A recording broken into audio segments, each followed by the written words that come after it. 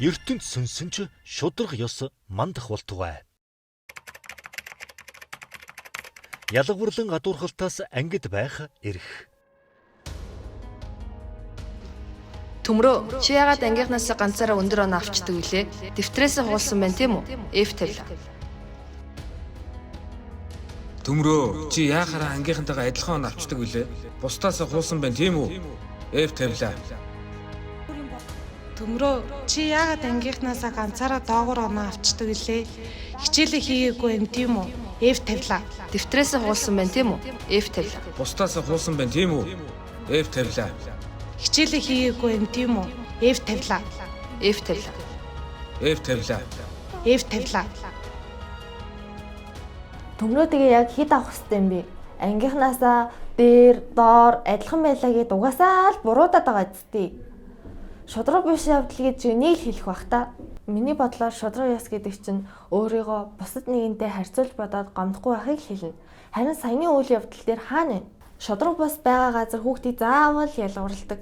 Ялгуурлагдсан хүүхэд яг хаач хэвтэй юм бэ? Энэ тал дээр бол сургууль хамгийн зөв газар.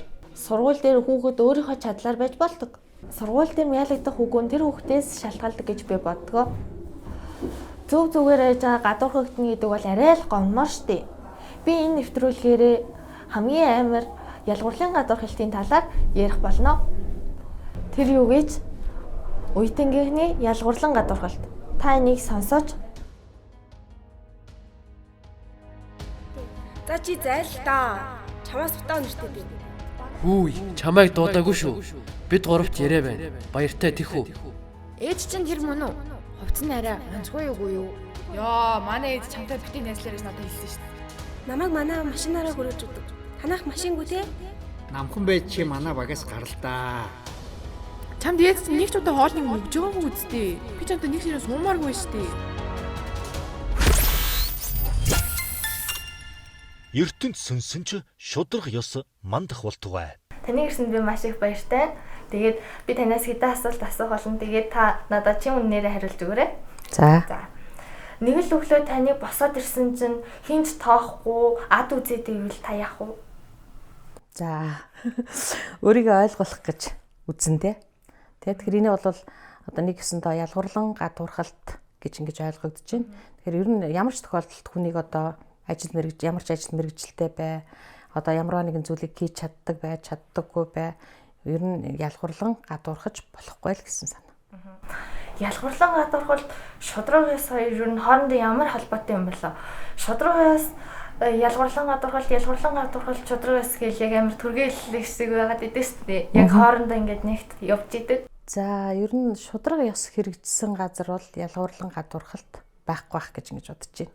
Тэгэхээр энэ шудраг ёс, ялгуурлан гадуурхалт гэдэг хоёр бол одоо энэ тэнцүү нэг юмны хоёр тал гэж ингэж ойлгогдож болж байна гэсэн үг тийм ээ. Тэгэхээр одоо хүнийг ямар одоо яс үндэстэй байна, эрэгтэй байна уу, эмэгтэй байна уу, за ямар ажил мэргэжилтэй байна, эрүүл мэндийн хувьд одоо ямар байна. Энэ бүх асуудлуудаас болж одоо ялгуурлан гадуурхахгүй байх тухай асуудлуудыг бол манай үндсэн хуулинд бол тусгаж өгсөн байдаг. Хүүхэд бүхэн үндсэн хуулийг мэдэхгүй шүү дээ. Тэгээ ялгуурлан гадуурхалтанд өрцөн хүүхэд амархан уйлал гомдчихдаг шүү дээ. Тэгээ яагаад гэдэм бол за хүн гэдэг юм бол өөрөө бас хамгаалуулах хэрэгтэй байдаг тий. Тэгэхээр тухайн тэр хүүхдээ өөрийнх нь одоо эрх зөрчигдөж байгаа тохиолдолд бол хүүхэд бол тэрийг мэдрээд мэдрэмжээ одоо илэрхийлж уурлах, уйлах, бухимдах, стресстэх тохиолдолд гарч болох нь шүү дээ тий. Тийм учраас бол бид нар эрхээ хамгаалуулахын тулд бас тодорхой хэмжээгээр одоо өөрийнхөө үзэл бодлыг илэрхийлж өөрийгөө ойлгуулж авах хэрэгтэй л гэсэн санаа. Хүнийг нас хүүс, үндэс угсаа, ажил мэргэжил, за тэгээд мөн эрүүл мэнд хөрөнгө чинээгээр нь ялгуурлахгүй байх тухай асуудлуудыг бол манай үндсэн хуулинд бол тусгаж өгсөн байдаг. Тэгээд хүүхэд шудраг ёсны төлөө яаж тэмцэх ёстой бол одоо хичнээн хичээлдээ тааруу, ядуу, намхан, бүдүүн байлээгээд тэр хүүхэд одоо эрхийнхаа төлөө одоо юу ч хийж чадахгүй гэсэн үг үү? Тийм, өөрийг нь хамгаалах одоо тийм эрх хүхийн субъектэд хандах хэрэгтэй гэсэн үг тийм ээ. Тэгэхээр зэрэг хамгийн наазах нь одоо та нарын хамгийн хамгаалах ойр дотны хүмүүс бол эцэг эх чинь байна. Сургуулийн багшууд дэх ажилтнууд чинь байна тий. Тэгэхээр зэрэг тэр тохиолдолд бол одоо багштай ханддаг ч юм уу, ээж авдаа ханддаг ч юм уу. Одоо ийм байдал би ингээд байхад намайг энэ хүмүүс ингэж ойлгоод байна гэдгийг аль болохоор одоо зөв ойлгож ухамсарлууч хэлж өгөх нь зүгээр. Тэд нар чинь одоо насанд хүрэгчд буюу тэр томчууд чинь одоо хүүхдүүдийн эрхийг бас хамгаалахад тусалж дэмждэг хүмүүс байх нэ. Одоо тэгээд миний энэ бяцхан студид хүрэлцэн ирж миний хэдэн асуултанд хариулсан танд маш их баярлалаа. За баярлалаа. Их сонирхолтой асуултууд байлаа. Тэгээд одоо хоёулаа нэг үг хэлээд хамт селфи хийдэг. За ямар үг хэлэх вүлээ? ертөнд сүнсэн ч шударгаас ирэх болно. За. ертөнд сүнсэн ч шударгаас ирэх болно. ертөнд сүнсэн ч шударга ёс мандах болтугай. Гадуур хогтны гэдэг бол амар зүйлтэй. Гэхдээ үетэнгийнхэндээ гадуур хогтны гэдэг бол үнэхээр амар. Энэ байдлаас гарах гарц би хүүхэд өөрөө л хичээх ёстой гэж би бодож байна. Хичнээн тэр хүүхэд гэр хороололд амьдардаг байлаа гэд хувцас цэвэрхэн хүмүүсээ гараад ирвэл хинч тэрийг хаана амьдардаг гэдгийг мэдэхгүй штеп. Найзууд нь тэдний гэрт очиж амьдрахгүй үсттэй. Хичнээн гоё сайхан байранд амьдардаг байлаа гэд биеэ зохисгүй авч явж хараал хилээд авах юм бол тэнэг үсттэй. Тийм ээ? Гэхдээ хэнийг ч ялгуурлан гадуурхаж болохгүй.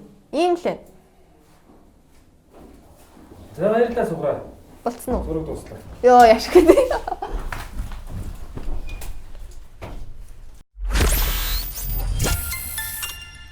ертөнд сүнсэн ч шударга ёс мандах болтугай. Хүүхдийн эрхийн тухай хууль 4-ийн 1. Хүүхдийн эрхийг хамгаалахад дараах зарчмыг баримтлана. 4-ийн 1-ийн 1. Хүүхдийг ялгуурлан гадуурхахгүй байх.